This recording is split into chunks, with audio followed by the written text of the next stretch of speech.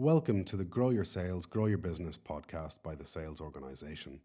My name is Andreas Ciatrides, and I'll be presenting today's show on giving and taking in sales and how to best leverage your conversations. This all lies in the ability to control the sales process and being very clear with yourself on what your objectives are for each call. Looking at qualification specifically, the goal is pretty clear. You are looking to establish the validity, or as we mentioned in our first podcast, the eligibility of your prospect's requirements and how your solution fits those. As discussed, asking questions is the only way you will achieve this. I'd take that a step further and say to ask direct questions.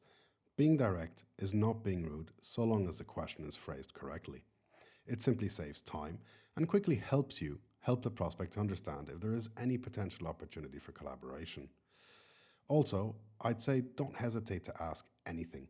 The reason I mentioned this, aside from the fact that there virtually aren't any stupid questions, is that by not asking you fall into assumption. And we all know that a good salesperson never assumes. Assumption in sales is like a virus. It may go unnoticed for a while, but will most likely surface later down the sales cycle and potentially kill the sale.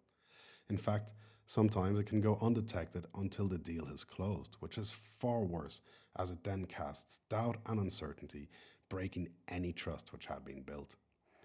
I really can't stress enough how important it is to ask and be sure you are ridding yourself of any mental question marks. Remember, in your initial conversations, the mindset is around taking. So in a way, you can think of asking questions as taking the information you need to qualify your deal, but also to help the prospect along the customer transition. There's absolutely nothing evil about it. To qualify a lead and create a deal, having asked the questions that enable you to do so, these are the nuggets of information you must be able to confirm. The buyer is the man, so the manager with the authority and need, or has been given authority to have this conversation. The buyer is clear on the requirements and therefore able to answer your questions. The buyer has a timeline in mind, which is driven by a deadline, a budget, or even a renewal. The buyer is engaged and keen to keep the conversation going. This exercise of qualification has two objectives. One, to qualify the lead in, and the other to qualify the lead out. Understanding your buyer's motivations is key in carrying out this exercise. Here are a number of red flags to identify what I would call the takers. We have a buyer who fails to show up to that first call without notice, or they fail to show up but reschedule and again fail to show up, what one could describe as a flaky lead. Plenty of those around. This type of buyer probably has some kind of need, but either has too many other priorities preventing the timing for such a call, or is just curious with no real motivation. Another one is a prospect who prevents you from asking questions by doing their own qualification based on the info they have. In other words, they don't really give you any space or time to do what you need to do to qualify the lead.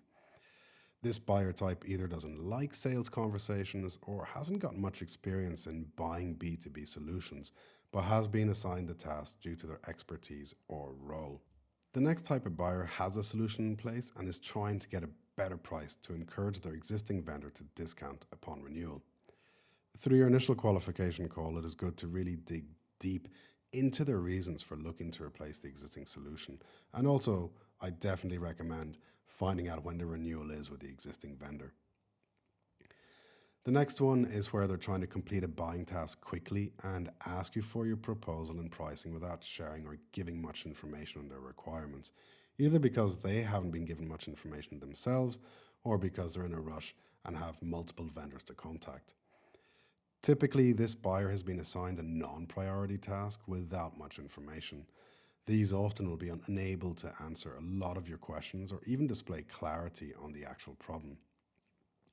Takers don't care about your time as a salesperson and only cater to their own needs. They take as much as they can and usually just vanish into thin air. Time management is what it all boils down to.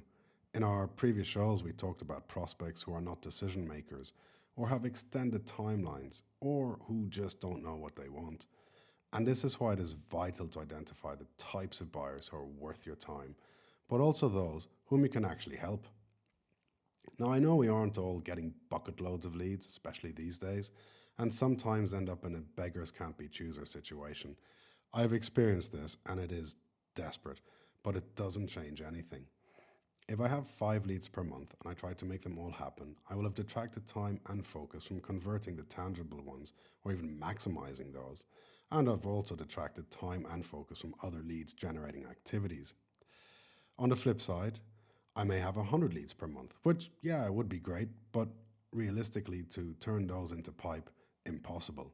I'd be burdened with tons of CRM admin, and from a forecasting point of view, I'd be terribly unreliable. Good salespeople are consistent and predictable with the revenue they will generate. If you have too many opportunities, you will end up with a very low close rate, high loss rate. So whether you have 5 leads or 100, be sure you're qualifying in those which are tangible and qualifying out those who aren't ready. This is why it is paramount to have a give and take mindset that enables you to leverage the sale outcome. You don't want to be in a situation where you find yourself chasing and asking for the same thing over and over again. For example, a prospect who's promised to give you something that is beneficial for the sale to progress, but they keep on forgetting. To avoid that, I'd promise something else in return to further motivate them. So, in other words, a promise for a promise. It sounds a little funny, I know, but that is what leverage is about. And because buyers aren't the most reliable, you really want to remain a high priority in their minds. So, giving and taking plus leveraging how you do that will greatly improve how you approach your sale, target the tangible buyers, and overall become more consistent in winning business. That's it for this podcast. I'd like to thank you all for listening and hope you're finding value in these shows. I'll be back in January to talk about other business topics. We're going to look at product market fit, language and simplicity, and how those impact sales. We'll also do a show on interviewing and recruitment, and I'm sure I'll find plenty more to talk about. With that, I wish you all a very happy holiday season, and don't forget to visit the site www.thesalesorganization.com. And once again, thanks a million, and I look very much forward to 2024.